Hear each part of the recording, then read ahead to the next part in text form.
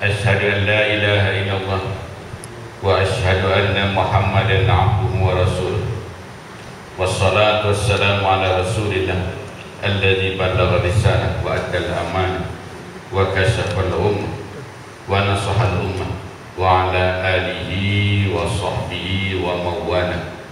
سبحانك لا علم لنا إلا ما علمتنا إنك أنت العليم الحكيم. رب اشرح لي صدري ويسر لي أمري واحلل عقدة من لساني يفقهوا قولي وأما بعد. Yang muliakan pengurus surau serta ahli jabatan kuasa, yang muliakan tuan-tuan imam, tuan-tuan bilal, tuan-tuan guru, para jamaah, muslimin muslimat yang dirahmati Allah. Alhamdulillah kita dapat sama-sama sekali lagi ya, setelah mana kita cuti ya, daripada bulan 9 ya, ini antara surau yang terawal lah. Ada lagi masjid dan surau yang saya tak dapat mulakan lagi pengajiannya ya, daripada lepas Leparaya ya, Leparaya sampai hari ini belum dapat memulakannya.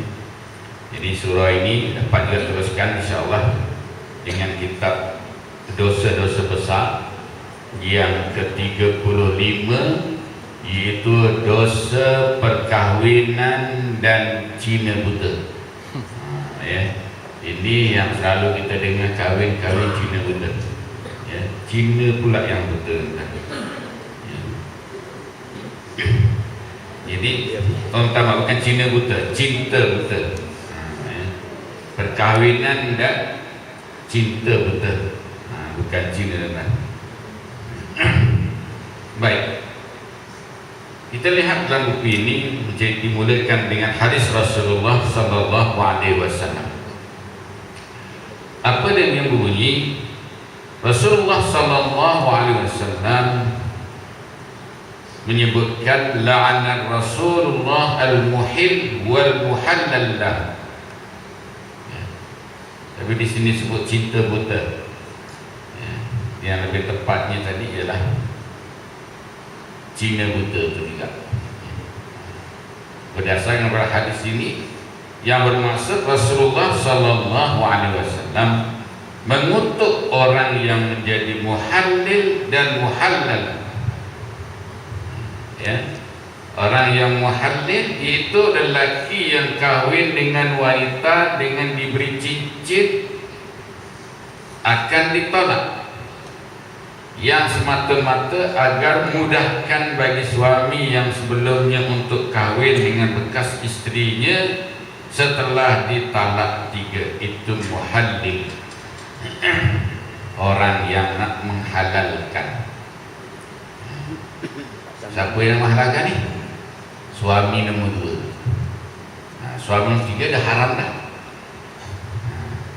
ya. Manakala wanita tadi itu diceraikan dengan talak 3. Talak 1 okey, talak 2 boleh ditahan, talak 3 no way. Jadi yang ada highway ya, tak ada dah nak kata rujuk-rujuk, tak ada dah. Ini bagi talak 3. Sebab tu kalau kita bergaduh dengan isteri, dengan suami, jangan sampai kena talak 3. Nak 1 cukup lah ya. Kalau sampai 3 ya, maka dia kenalah cari orang lain untuk menghalalkan semula. Itu yang dikatakan dengan Cina buta ya. Tak pasal-pasal Cina yang buta, cukup marah saat itu hati ya. Jadi kata tak pasal-pasal aku kena Cina lah, Cina buta, apa hal dia tu ya. Dalam forum dia bersama dengan dia dulu. Baik, itu muhallil dikatakan, muhallil orang yang menghalalkan. Wal muhallal lahu, muhallal iaitu bekas suami yang menyuruh pada suami lain untuk menggaji bekas istrinya atau menjadi muhallil yang disyaratkan nantinya agar secepatnya untuk diceraikan atau tidak melibatkan sesuatu sanggam dan memiliki unsur penipuan. Ini dinamakan dengan orang yang menjadi mangsa. Siapa dia? Suaminya, bekas suami. Jadi bekas suami dia kena cari orang yang boleh mengahwini isteri dia. Dia bagi upah bayar. Pak sanggup. Itu istilah yang tepat itu ialah Pak sanggup. Jadi cari Pak sanggup. Pernikahan yang bekas bini aku bayar per 1.000. Tapi syarat jangan tersentuh dia. Syarat luar nikah tak boleh, tak boleh. Tapi kalau dalam nikah tak boleh. Ya tak? Tak apalah kau bagi syarat-syarat, tak apalah. Bila dah nikah, bye-bye ya. Aku tak pandang 1.000 tu. Bini kau lagi mahal daripada 1.000. Macam ya. Adakah itu boleh terbatal perkahwinannya? Tak terbatal. Kerana taklid yang dilakukan tadi selepas nikah. Tapi kalau taklid tadi sebelum nikah. Tapi kalau selepas nikah maka terbatal. Contoh ya, dalam taklid dia, aku kahwini dia ini, jika aku mensetubuhinya bersama dengannya maka jatuh talak. Jatuh tak? Jatuh. Tak boleh. Ya, kita taklid selepas nikah ini gugur talak dia itu. Tapi kalau sebelum nikah tak apa. Ya tak? Tak apa, janjilah, buatlah agreement itu, sign dah lawyer ke apa, sarai kahwin ini bla bla bla bla bla. Dah nikah tak payah. Itu semua tak terpakai. Apabila si suami tadi nak meneruskan perkahwinan ni, ya, dia kata aku tak naklah jadi sini buta, aku nak jadi Melayu buta dia. Senang dia. Itu antara muhallil dengan muhallal itu tadi yang dilaknat oleh Rasulullah SAW ini. Kita harus ingat, bila Rasulullah sudah melaknat, berarti Allah juga melaknat. Ya, kalau tujuan perkahwinan dia buka bisnes untuk itu, ya, maka sentiasa dilaknat oleh Allah Subhanahu Wa Taala, sentiasa dilaknat oleh Rasulullah Sallallahu Alaihi Wasallam. Tapi kalau memang tujuannya dia tadi kahwin, ya, kesian orang ni kan, dia ni baik, suaminya pun baik, tiba-tiba bergaduh tak macam mana, tersilap jadi cerai talak 3, ya, jadi suaminya tadi pun ya, melengung, sana pun melengung, adalah kawan yang sanggup untuk menyelesaikannya. Kawan pun sanggup buat permohonan nikah macam mana biasa, dia pun kahwin tidak ada apa-apa. Ya, bila dah kahwin dah 2 tahun, lepas itu baru diceraikan. Saya tanya kenapa diceraikan? Dalam konseling tak ada pun bergaduh, tak ada itu, tak ada ini. Rupanya dia nak beri tempoh kepada pasangan ini, terutamanya kepada bekas suaminya, ya, menyedari betapa baiklah, ya, betapa baik isteri kamu ini, kenapa kamu ceraikan? 2 tahun, ya, jadi dah 2 tahun diceraikan dan isterinya pun, ya, terima untuk diceraikan. Pakatan antara isteri datang ambilkan borang, isteri datang untuk isi borang poligami, isteri pergi mahkamah sama-sama untuk bicara kerana permohonan nikah poligami dengan wanita yang telah dicerai talak 3. Ini, ya, terjadi di dalam rumah tangga yang seumpama ini. Menurut keterangan Tirmizi bahawa yang melaksanakan keputusan itu adalah para ahli ulama ataupun ulama-ulama, ya. Termasuk diantaranya Umar bin Khattab, Utsman bin Affan, Abdullah bin Amr, dan termasuk diakui kebesaran hadis ini oleh para ahli fiqh dari golongan tabi'in, dan hadis yang sehubungan dengan masalah ini dengan sanad yang sahih dalam Musnad Imam Ahmad maupun Sunan An-Nasa'i. Dan menurut Ibn Abbas mengatakan Rasulullah SAW ditanya tentang muhallil, lalu beliau menjawab, nikah muhallil tidak disahkan kecuali pernikahan yang berdasarkan suatu keinginan dan bukan pernikahan yang mengandungi penipuan, dan juga tidak merosakkan hukum yang terdapat di dalam Al-Quran. Rasulullah kata al-muhallil tidak sah.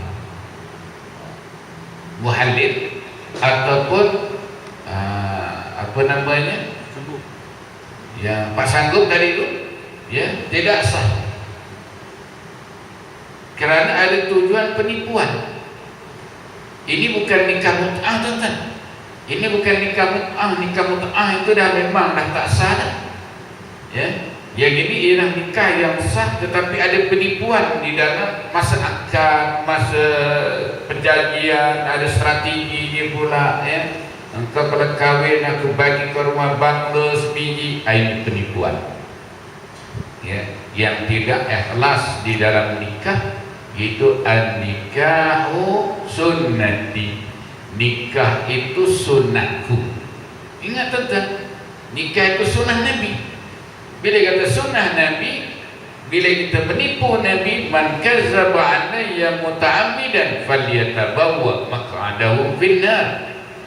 Rasulullah ingatkan, siapa yang menipu aku secara sengaja. Adakah tidak pernikahan itu satu penipuan? Adakah tidak itu penipuan yang disengajakan? Falyatabawwa maq'adahu finnar. Maka tempat tinggalnya nanti ini, tempat duduknya nanti ini ialah di dalam neraka. Ini yang dikatakan tidak sahnya pernikahan yang ada tujuan mi, udang disebalik mi. Ya. Jadi tidak ada penipuan, ya, tidak ada masalah. Yang menurut Abu Ishaq Al-Jajani dari Ukhwah daripada Uqbah bin Amir mengatakan bahawa Rasulullah SAW, ala ukhbirukum bitaisi al-musta'an, qalu bala ya Rasulullah, qala wal muhallil la'ana al-muhallila wal muhallala, la'ana Allahu al-muhallila wal muhallala. Maukah kalian kutunjukkan kepadamu tentang kambing pinjaman? Diistilahkan kambing pinjaman, ya. Istilah perkahwinan ini pinjam kambing. Allah barik. Tapi walaupun dianya tadi dilaknat, ya, dianya tadi diistilahkan berbagai-bagai, itulah jalan keluarnya. Nak membolehkan balik pasangan itu tadi berbalik semula. Tak ada jalan lain. Ya, kalau kita kata ada tak jalan lain, itu jalannya. Tetapi jalan yang sebegitu perlu kepada niat yang ikhlas. Ya. Jangan berkata dan nak tolong dia tapi dah kena laknat, tak nak lah. Jadi kerana niat itu tadi dah awal-awal kita meletakkan adanya niat yang tidak baik terhadap perkahwinan tersebut. Ya, tapi kalau kita aku nak nikah dengan dia ni, tak ada langsung niat. Niat nak menghalalkan dia ke, dia tahu dia kena talak 3, tu kahwin dengan dia juga. Walaupun ada orang kata kerana nanti nak bercerai ke apa, itu tidak terlintas di hati orang yang berkahwin. Ya. Baru ni apa? Dia ceritalah, tak payah sebutlah orang ni. Dia ni berkahwin dengan orang yang kena talak 3. Anak beranaknya ni tak setuju, protes. Protes, jumpa saya pun semua tolong macam mana ni abah ni, ya, kena tipu apa semua, nak kahwin dengan perempuan yang kena talak 3. Tujuannya nak supaya supaya nanti ni dia minta cerai dengan suami dia. Jadi saya tanya lah, betul ke nak kahwin ni? Betul? Tahu ke dia kena talak 3? Tahu? Adakah niat nak kahwin gini, nak ceraikan dia? Tak ada. Pasal aku bayar dia. aku bayar nilai dia dari itu, mas kahwinnya, hantarannya, aku tak akan ceraikan. Kalau dia buat hal macam mana suami yang pertama, biar dia buat hal, aku tahu. Pasal dia dah dapatkan dah rekod perkahwinan, perceraian. Ya, jadi itu saya pesan, saya tanya dia, adakah pergi ke pejabat agama, siasat sedikit kenapa dia ni bercerai, kenapa dia diceraikan talak 3.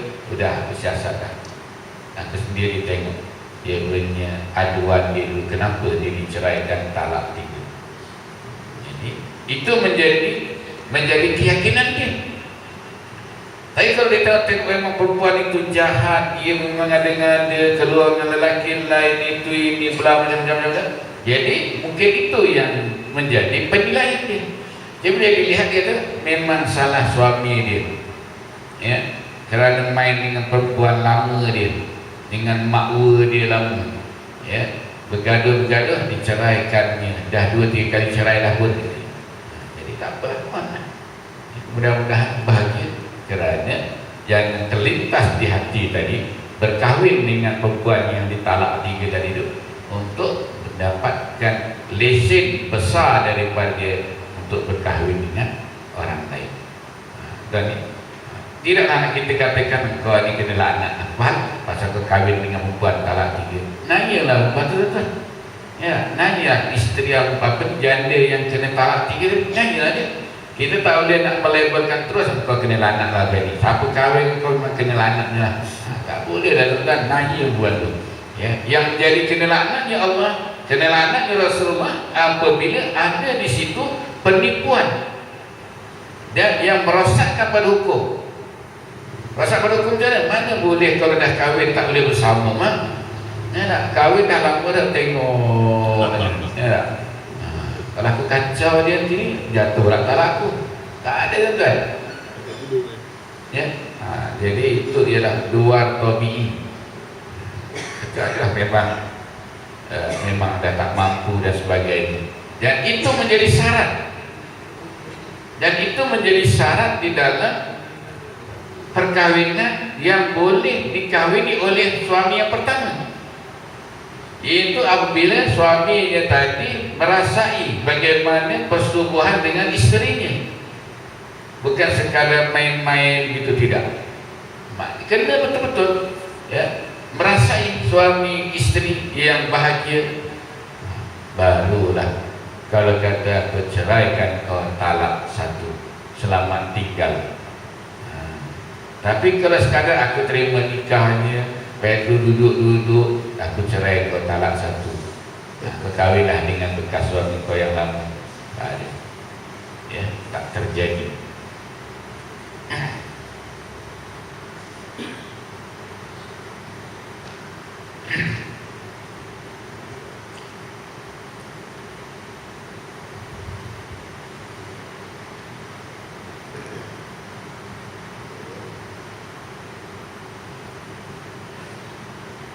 Kata Ibrahim An-Nakhai, jika ada kesepakatan di antara mereka bertiga, yaitu suami pertama, suami yang kedua dan isteri yang minat dihalalkan itu, maka perkahwinan dengan suami kedua itu adalah tidak sah. Ya, tidak sah. Dan juga tidak dihalalkan bagi suami yang pertama. Tidak sah. Apabila ada kesepakatan, ada MOU sebelum nikah. Ini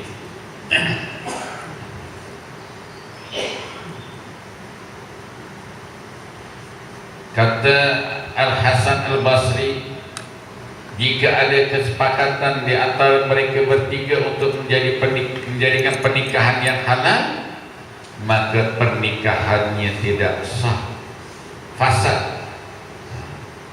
Ya, Ibrahim An-Nakhai, Hasan Al-Basri tetap mengatakan pernikahan yang sedemikian, pernikahan yang tidak sah.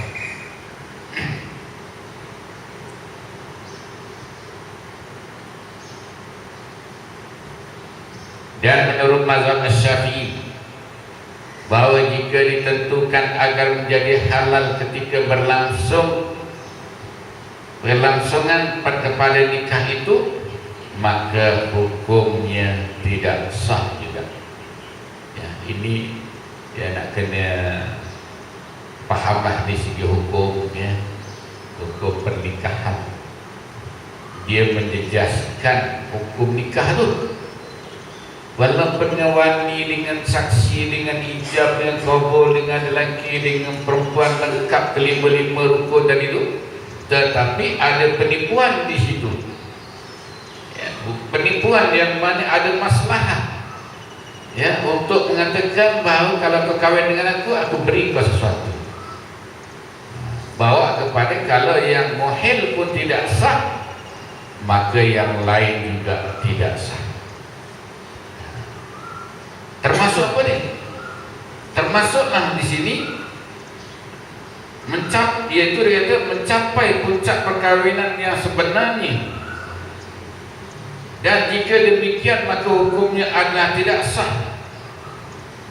Tidak jauh bezanya dengan nikah mut'ah, nikah sementara. Jadi status perkahwinan yang untuk menghalalkan itu tadi sama statusnya dengan mut'ah. Perkahwinan mut'ah ini tuan-tuan, satu perkahwinan yang amat simple. Jumpa tepi jalan, jom kita nikah, boleh. Hanya sekadar gula-gula sahaja. Aku bagi kau gula-gula patut. Nah, jom nikah. Tak tanya dia, kau isteri orang ke, kau anak dara orang ke, ada wali ke, tak ada wali ke, maka dia pun berkahwin. 1 jam, 2 jam dah selesai. Itu dengan aku menikahkan diri kepada kamu. Senang. Tuan-tuan boleh buat. Tidak pergi dah mana-mana. Tengok perempuan cantik sikit dekat. Ya. Tanya kau siap, aku siap. Sama jom. Ini yang mana terjadi di kalangan perkahwinan orang-orang yang Rafidhah, nikah orang Syiah yang Rafidhah. Bukanlah madanya salah semua, tidak. Yang betul tu ada. Tetapi kerana kita tak dapat membezakan yang betul dengan yang salah dalam taqiyahnya, iaitu dalam kepura-puraannya, ya, bila dalam masa yang sama dia ikut Syiah Rafidhah, dalam masa yang sama dia ikut ahli sunnah wal jamaah. Yang ini yang kita suka, nak kesan dia ni kemana sebenarnya, ya. Bila dia dah berkahwin secara mut'ah, ditinggalkan pun secara mut'ah. Sedangkan dalam Islam, dalam ahli sunnah wal jamaah kita, dalam syariat kita, ditinggalkan ada mut'ah, berkahwin pun ada mut'ah.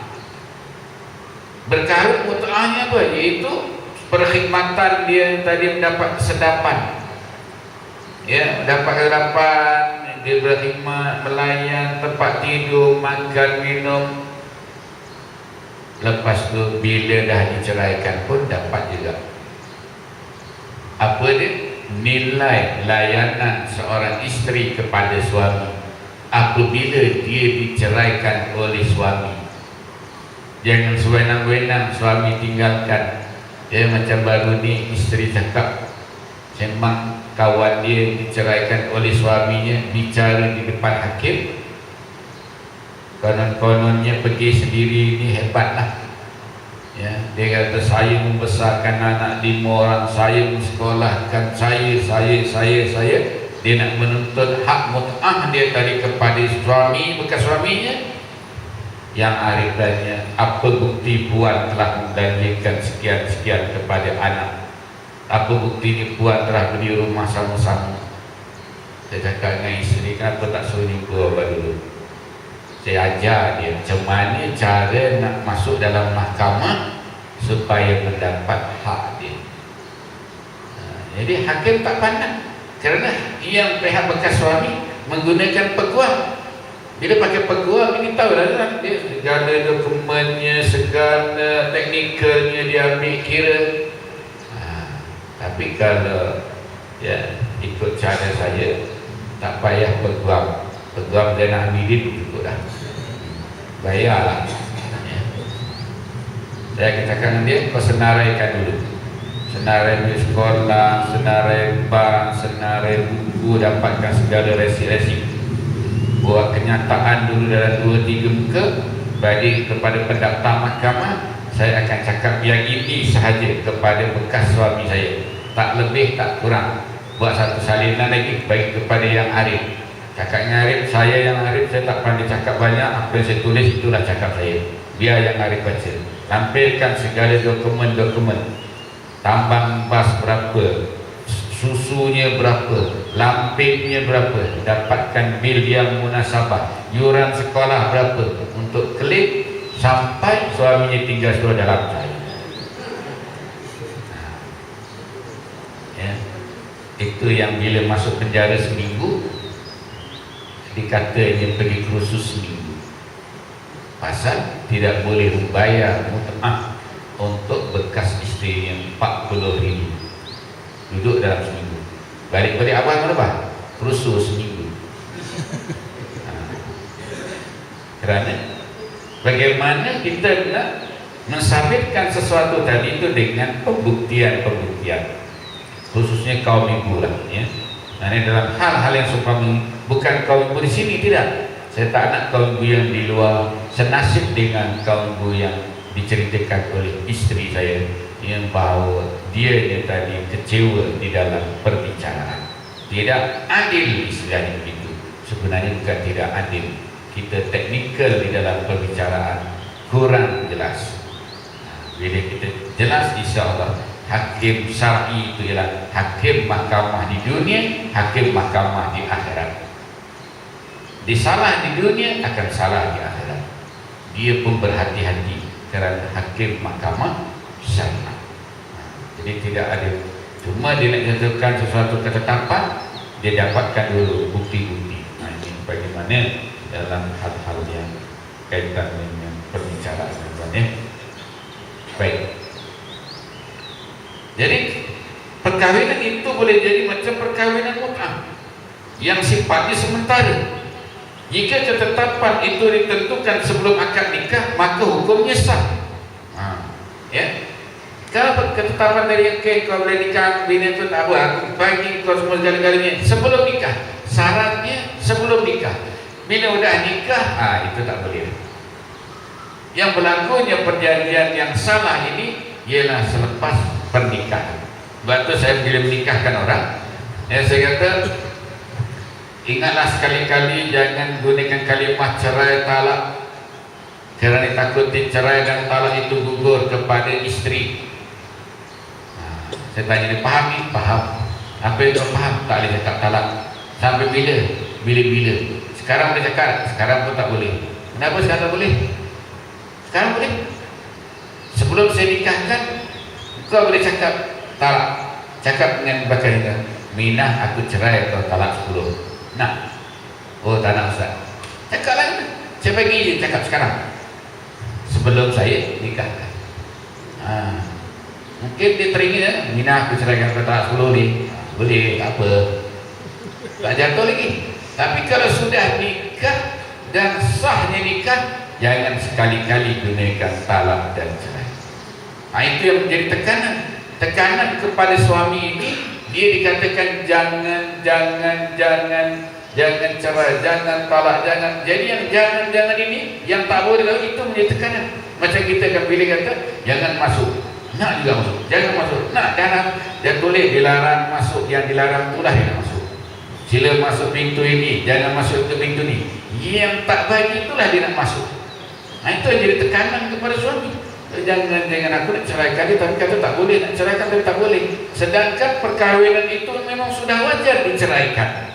Kenapa? Kerana kezaliman, penindasan kepada isteri, ya, wajar diceraikan. Tapi kerana takut diceraikan itu dosa pula. Sebab itu dalam perkahwinan ini, ya, kita kenalah.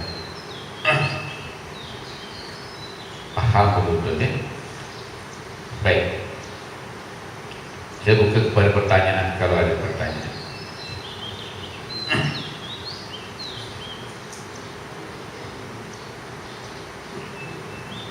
Dan jika terjadi akad nikah dan tidak ditentukan hal tersebut dalam akadnya, dan tidak juga sebelum nikah itu terjadi, maka akad nikahnya tidak dinyatakan rosak, yaitu dinyatakan sah. Ini sebaliknya pula, karena tidak dinyatakan selepas pernikahan atau semasa-masa. Katakan aku nikahkan dikau dengan Mina binti Dola dengan mas kawin RM1.000 dengan syaratnya selepas daripada setahun nak kau lepaskan akan dia, itu disebut. Maka dijawabnya aku terima nikahnya dengan mas kawin RM1.000 dan aku akan kawin dengan dia selama setahun, baru aku akan ceraikan dia tunai. Jadi kalau itu disebut dalam masa akad nikah, sah dan nikah itu sah. Tetapi tempoh itu ya menjadikan taklik di dalam pernikahan. Taklik jadi ada pernikahan. Jadi kalau nikah tak sebut tempoh pun. Aku terima nikah dengan mas RM1.000 tunai yang bekas suami tunggu. Kau tak sebut pun yang setahun tu, tak payah. Apa? Itu aku bunyi. Kau nak, kau tebus. Itu tebus pula akan menjadi khulud. Tebus. Berapa tu? Kau bayar pada aku RM1 juta. Bayar RM1 juta, jatuh talak, khulud. Ya, katakanlah yang bekas suami desak-desak, ya, okey, tak masalah. Kau bagi pada aku RM1 juta. Kau kan ada RM100 juta, baru RM1 juta. Bayar RM1 juta ke aku. Bayar, maka itu ialah tebus namanya. Bila tebus, jatuh talak khulud yang tak boleh rujuk. Dan jatuh talak tak boleh rujuk. Tak boleh Mina, aku nak rujuk baliklah. Yang bekas suami kau tu tak boleh rujuk cakapnya tu. Kena nikah lagi sekali. Mina balik semula, boleh. Balik semula dengan pernikahan, bukan dengan rujuk cakap. Itu namanya khulud di dalam nikah kahwin. Itu tidak satu daripada ini.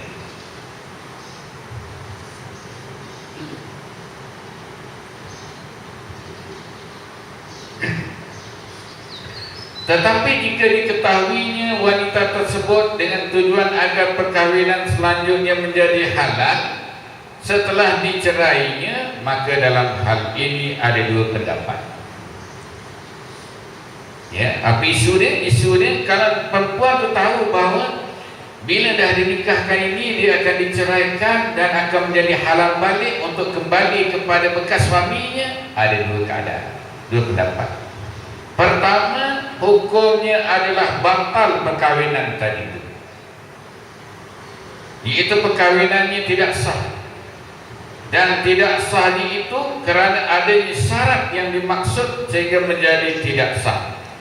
Sedangkan yang dikehendaki sebenarnya adanya kelangsungan pernikahan tersebut bukan akibatnya menjadi bersifat sementara. Maka pendapat itulah yang ditetapkan oleh Imam Ar-Rafi'i. Jadi pernikahan ini tidak semestinya semuanya sah itu tadi. Tengok pernikahan tadi itu. Ya, katakanlah pernikahan yang sedikit, pernikahan sedikit yang terjadi di mana? Di selatan Thailand. Ya, dia sekarang ini kita punya peraturan nikah tu, pengakuan bujangnya ke ya, masih ada lompang-lompang yang boleh diambil kesempatan oleh lelaki. Contohlah, dia pergi ke selatan Thailand, dia nikah, balik selatan Thailand, dia nikah habis semua. Dalam masa yang sama dia buat permohonan nikah di dalam Malaysia. Yang tak tahu pun dia dah nikah di selatan Thailand. Balik Malaysia dia buat permohonan nikah, saksi pun sokong, saksi pun kata dia ni memang belum kahwin lagi. Jadi kalau terus bulan 2, apa nak nampaknya kahwin kat kahwin? Mak ayah pun tak tahu, kata dia dah kahwin mak ayah pun tak tahu kata dia dah kahwin. Ya. Lepas tu dia buat permohonan nikah. Mak mentua, bapak mentua pun tak tahu kata dia buat permohonan nikah. Isteri sendiri pun tak tahu kata dia buat permohonan nikah. Dalam masa sebulan tu dia keluarlah kebenaran nikah. Ya. Kebenaran disaksikan oleh 2 orang saksi.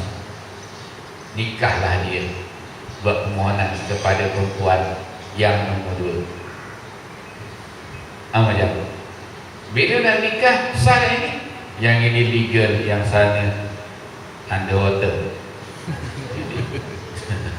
Ya. Jadi kalau sah tak bila balik ke sini, ya, setelah 2 tahun dia daftarkan. Kerana nikah yang belum berdaftar, nikah poligami, nikah tanpa kebenaran. 3. Nikah yang belum berdaftar lepas 6 bulan, nikah tanpa kebenaran untuk nikah di 2 negara, nikah poligami tanpa kebenaran. 3 section yang sabitkan dia. Jadi kita tak boleh kata pernikahan dari itu pernikahan yang tidak sah. Tapi kalau dia kata pernikahan yang dia untuk sorok-sorok, kata nak ceraikan dia, nak kahwin dengan yang sebenarnya, yang buat permohonan di Malaysia. Ini yang katakan tidak sahnya pernikahan tadi. Itu yang pertama, tidak sah hukum dia. Yang kedua, dengan adanya persyaratan dalam akad nikah yang disebutkan sangat berlangsungan, maka hukumnya menjadi tidak sah, dan menjadi sah tidak disebut batal. Ya, menjadi tidak sah dan menjadi sah jika tidak ada kata-kata yang menyebutkan tidak boleh bersegama dengannya, dan juga tidak boleh berpergian dengan isterinya tersebut. Kalau kata tak sebut, tak maknanya hanya nikah, lepas tu dan nikah tak sebut pun, kata kau ni bolehlah bersekedudukan lah, ya bolehlah bersama dengan dia, tak sebut. Tapi ya, adanya tersirat di hatinya perempuan dia hanya untuk melepaskan dia dengan bekas suami. Dalam hal-halnya Allah yang maha mengetahuinya, yang kita mohon kepadanya agar dia memberikan petunjuknya pada kita, menjauhkan kita dari maksiat, kerana sesungguhnya Allah maha baik, maha mulia, maha mengampun, dan maha pengasih. Ini sahajalah pegangan kita. Terbukti tuan-tuan, terbukti di dalam rumah tangga yang mulia ini Allah Ta'ala tunjukkan petunjuk. Perkahwinan yang dilakukan tadi yang di luar negara, kemudian perkahwinan yang dilaksanakan di dalam negara dalam tempoh yang berbeza dalam 2-3 bulan, ujung-ujungnya dapat diketahui juga. Ya, amat malanglah dia. Kerana apa? Dia lupa dengan, kerana sesungguhnya Allah maha baik, dia nak jaga rumah tangga itu.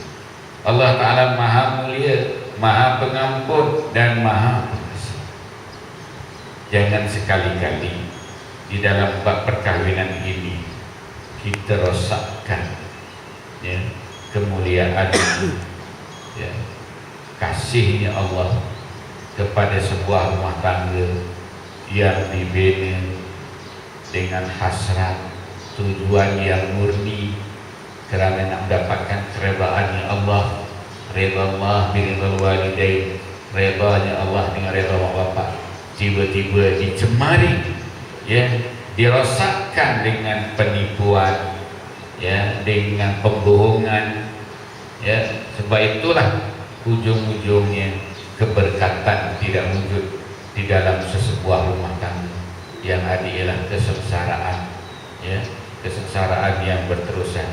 Senang cakapnya, senang sekejap, susahnya lama. Sampai bila? Kalau sekarang umurnya 30 tahun, sampai bila-bila. Susah, hidupnya susah. kita nak cari, biarlah susah sekejap, senangnya lama. Susah juga sekejap, sebulan dulu susah memang ya. Nak jelaskan kepada isteri aku nak kahwin, isteri ni kan mana isteri yang terima untuk dipoligami ya. Kalau ada 10,000 pun seorang takut ya. Satu daerah Kuala Selangor tu yang ada seorang juga kan. Satu daerah Kuala Selangor yang berjumpa dengan saya nak buat permohonan poligami, isterinya datang mohon. Saya kata tu siapa buat? Untuk suami saya buat. Untuk suami saya tuan. Punyalah ni puan ni betul ke tak betul? Betul tuan. Ya. Satu daerah Kuala Selangor, 3 tahun saya duduk Kuala Selangor, seorang gitu. Yang lain semuanya pangkah lah. Suami parking dekat pejabat agama pun kalau kabut dah balik telefon. Ni nak tanya ni, apa hal suami saya dalam pejabat agama? Mana kami tahu? Tak, saya nampak kereta dia parking pejabat agama. Kereta parking pun dia gelisah di rumah. Berhati-hatilah kau ibu nampak kereta suami parking tu nanti dulu. Jangan, rupanya tengok-tengok dia pergi bank ke depan tu, dia parking dekat pejabat kami. Allah ya. Sabar. Tapi jangan percaya sepenuhnya kau ibu, kena siasat juga ya. Macam isteri saya kata, abah boleh menikahkan orang, jangan terima nikah. Itu pesanan penaja ya. Anda jadi tak usah menikahkan orang yang bimbang lah deh. Betul tu bang, betul. Jadi jangan terima nikah sudah. Pasal dah mati samping apa semua elok, minta butang baju lah hapus semua kan. Supaya itu ya, dalam perkahwinan ini harus jaga. Ini yang kita ingat, mulianya rumah tangga ya, pengampunannya Allah, pengasihnya Allah, jangan disia-siakan ya. Saya kalau kesempatan ini terjadi tidak kepada sesiapa pun, semuanya akan terjadi. Kerana di dunia ini begitulah keadaan. Ya, tuan-tuan kata bagus tak apalah, bahagia tidak. Keluarga imam kira tidak. Semua keluarga berhak untuk mendapat kebahagiaan. Bukan kata hanya keluarga orang ini dia tak apalah, tak. Allah Ta'ala beri kebahagiaan kepada semua di dunia ini sama rata. Cuma kebahagiaan yang diberi tidak sepenuhnya. Dia tidak macam mana bahagianya Rasulullah. Kita bahagia sikit, imam sikit. Wah, bila buat cerita isteri, oh masing-masing. Bila cerita anak, masing-masing. Bila cerita rezeki, masing-masing. Jadi perbezaan inilah yang menjadi satu hikmah ya, di dalam sebuah rumah tangga.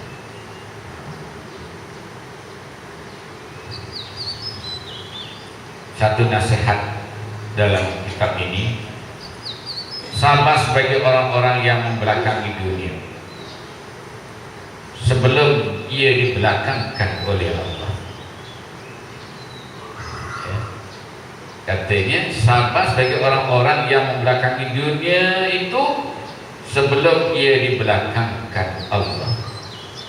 Jadi kalau kita tadi membelakangkan dunia tak apa, asalkan aku tidak dibelakangkan oleh Allah.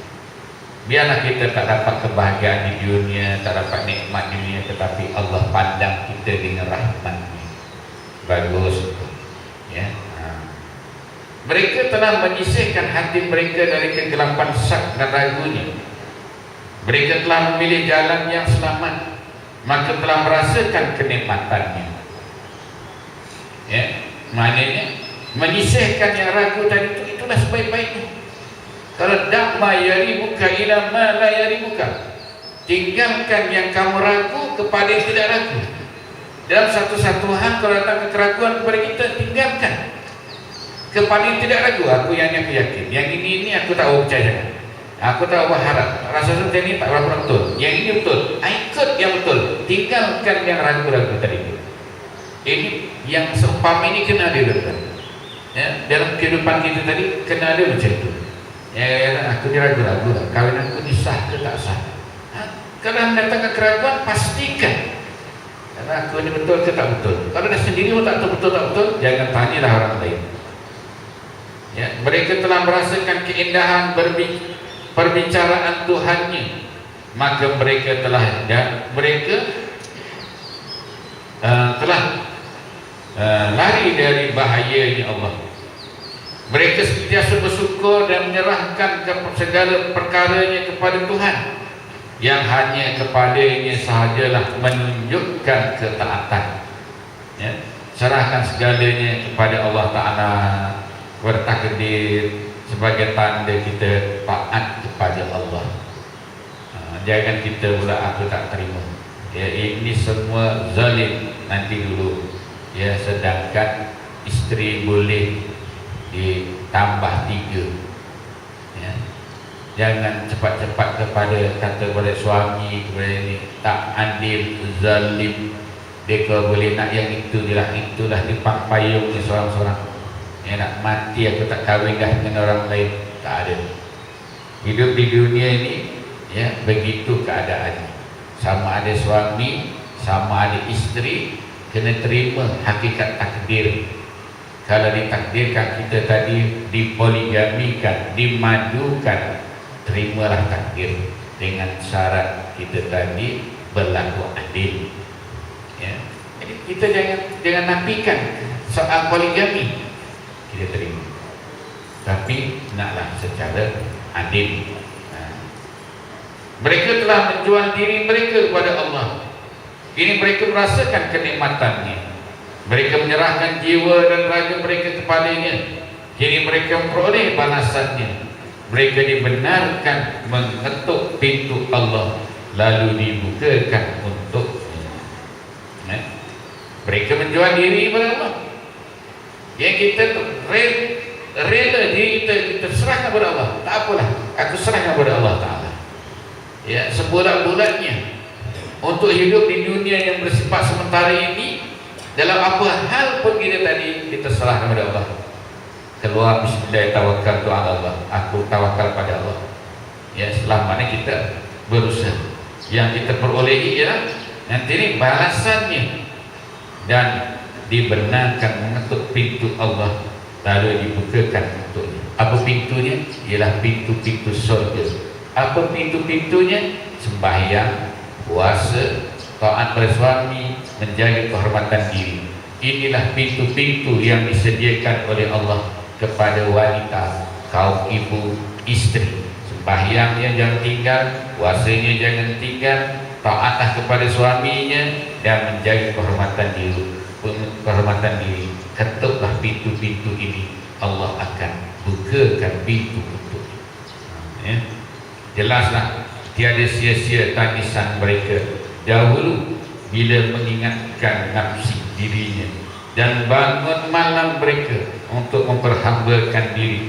Jika mereka memakai pakaian yang tebal dan keras dahulu, sekarang pakaian yang lebih halus pula yang diberi, menyandang pangkat dengan darjat yang lebih tinggi. Tiada susah dan merana lagi di sini. Semuanya gembira, senang, lena yang tidak terbatas lagi. Di mana? Di dalam surga-Nya Allah. Ya, nak tunggu sekarang ni kain aku keras, kain putih, kain apa, kain bumi, ya, kain cap kunci. Ya. Pernah jumpa tak kain cap kunci tuan?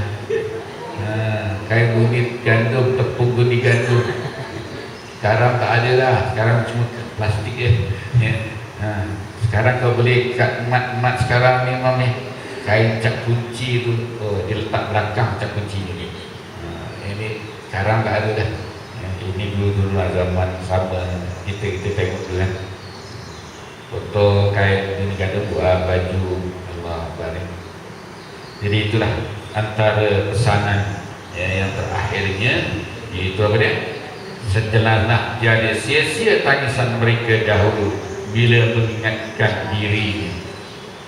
Yang kita dunia ingat, nangis itu Allah, susahnya apa semua kan, sengsara. Satu qasidah yang patut kita tadi sama-sama mengingati. Qasidah apa tuan-tuan?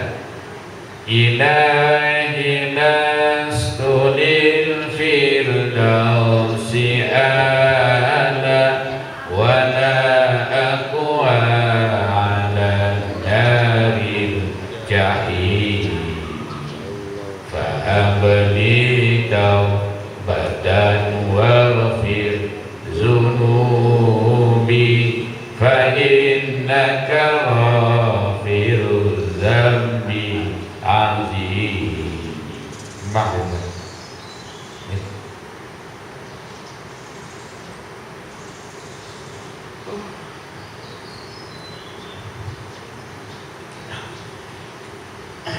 Dia tak boleh lah dia sebab kasidah ini lalu nanti ya.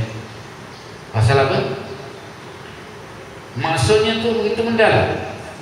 Dulu di kampung saya bila maghrib bila azan kan, itulah. Sementara tunggu imam, tunggu mamun, balik ila stulil firdausi ala. Saya tak faham apa tu kan. Budak-budak apa benda lah ilah. Itu ilahi yang benda lah. Komat lah bayang. Kata dia tengok tikap makmum tak datang lagi, yang sekarang imam tak datang lagi, dia ilah. Oh ya, dekat 20 minit menunggu Allah Akbar. Baru komat tunggu imam dengan makmum. Yang imam tunggu makmum, makmum tunggu imam. Makmum kata imam tak datang lagi, jangan lagi lah. Yang imam lah, makmum tak ada lagi, jangan lagi lah. Bila tu ilah. Rupanya sekarang ini baru saya faham bahawa qasidah itu ialah satu doa, satu puji-pujian. Malam tadi saya ceramah di kampung saya, mengajar di kampung, kata bila kata ustaz itu puji-pujian dulu arwah bercakap. Puji-pujian dulu sebelum nak komat. Dia kata ilahi stulil firdausi ahla. Apa maknanya? Ya Allah ya Tuhanku, tidak layak bagi aku nak duduk dalam surga Firdaus-Mu ya Allah. Itu rupanya. Kita kata aku ni tak layak nak duduk dalam Firdaus, surga Firdaus, yang Rasulullah kata kalau nak minta dalam doa, minta Allah surga Firdaus. Kita nak minta ya Allah bagi aku surga Firdaus ya Allah, aku nak surga, segala-galanya nikmat ada dalam surga Firdaus ya Allah. Yang namanya qurratu ain pun ada dalam surga Firdaus ya Allah. Kita nak minta yang mana? Kita tadi lakukan maksiat, dosa pada Allah, dosa pada isteri, dosa pada suami, dosa pada anak-anak, ya, dosa pada orang Islam, dosa pada yang tak Islam, segala-galanya kita buat. Di ujungnya wala aqwa 'alan naril jahim. Apa ni ya Allah, aku tak mampu ya Allah nak duduk dalam neraka jahim-Mu ya Allah, tak mampu. Badan aku ni kecil ya Allah, kulit aku ni nipis ya Allah, nak doa, nak kata kita tadi mampu dalam neraka jahim, tak mampu. Tak mampu. Ya, sanggup kita nak duduk dalam neraka, tak mampu. Fahabli taubatan wa ghafir zunubi. Maka itu anugerahkan kepada aku ya Allah. Adakah apa? Taubat. Ya, kita minta ya Allah berikan kepada kita taubat. Astaghfirullahalazim alladzi la ilaha illa huwal hayyul qayyum wa atubu ilaih. Minta taubat supaya kita beristighfar.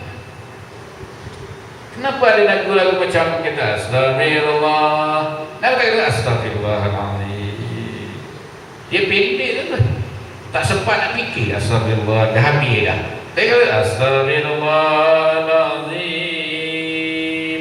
Mendayu kita fikirkan kesalahan kita apa semua dengan mak bapak kita, dengan adik-beradik kita. Kita fikirkan kesalahan kita dengan isteri kita, dengan anak-anak. Ya. Astaghfirullahaladzim fahabli taubatan waghfir zunubi, dan ampunkanlah dosa-dosa. Fa innaka ghafiruz zambi azim, engkaulah yang mengampunkan dosaku yang cukup banyak dalam kehidupan kita ini. Itu satu qasidah yang sepatutnya kita sama-sama amalkan, ya, dengan berdoa, bukan menjadi satu kesalahan untuk kita mohon pada Allah Ta'ala, insyaAllah, ya. Itulah ya, kita harap dalam hidup kita yang sifatnya sementara ini sentiasa dapat keampunan Allah Subhanahu wa taala. Saya kira terlajak tak paling kejam ya. Jadi kejam lah jadinya. Jadi cukuplah sekarang ini, insyaAllah kita jumpa lagi pada siri yang akan datang dalam membicarakan dosa-dosa besar, iaitu yang akan datangnya dosa tidak bersuci sehabis kencing ya. Dosa tidak bersuci sehabis kencing, menggabu-gabu yang kedah ya. Jadi wasiya baga batahir, dan pakaiannya hendaklah kau bersihkan. Wa ila liqa wa aqulu qawli hadza wa astaghfirullah wa lakum. Wassalamu alaikum warahmatullahi wabarakatuh. A'udzu billahi minasyaitonir rajim. Bismillahirrahmanirrahim. Alhamdulillahirabbil alamin wassalatu wassalamu ala rasulillah wa ala alihi wa sahbihi ajmain. Allahumma ja'al jam'ana hadza jam'an marhuma wa tafarruqan ma'suma. Allahumma inna nas'aluka al-huda wa tuqa wal 'afafa wal ghina. Allahumma ya Allah ya Tuhan kami, ampunkanlah segala dosa-dosa dan kesalahan-kesalahan kami. Ampunkanlah segala dosa-dosa dan kesalahan-kesalahan kedua kami ya Allah. Peliharalah mereka berdua ya Allah. Sayangilah mereka berdua di sisimu ya Allah. Di mana mereka melihara kami, menyayangi kami di waktu kecil dulu ya Allah. Allah ya Allah ya Tuhan kami, ampunkanlah segala dosa-dosa guru-guru kami, dosa istri kami, dosa anak cucu kami, dosa jiran-jiran kami, dosa saudara-saudara kami, minal muslimin muslimat bi rahmatika ya arhamar rahimin. Allahumma ya Allah ya Tuhan kami, anugerahkan kepada kami ya Allah anak-anak yang saleh ya Allah, anak-anak yang taat berperintah-perintah-Mu ya Allah, anak-anak yang taat dan kasih kepada Nabi Muhammad sallallahu alaihi wasallam, anak-anak yang cemerlang dan pelajaran baik, anak-anak yang taat dan kasih kepada kedua mereka ya Allah, anak-anak yang bahagia dan kehidupan mereka, bahagia di dunia, bahagia di akhirat ya Allah. Rabbana hab lana min azwajina wa dhurriyyatina qurrata a'yun waj'alna lil muttaqina imama.